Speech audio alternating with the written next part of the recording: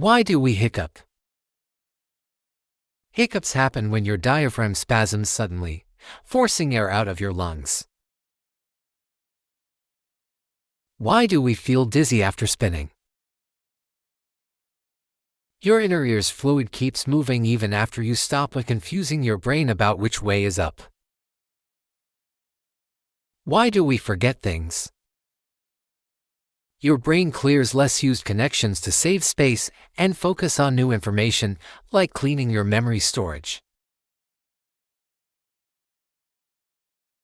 Why do we blush? When you feel embarrassed, adrenaline widens facial blood vessels, making your cheeks turn red. Why is the universe still expanding? Dark energy, a mysterious force, is pushing galaxies apart faster and faster, stretching the universe.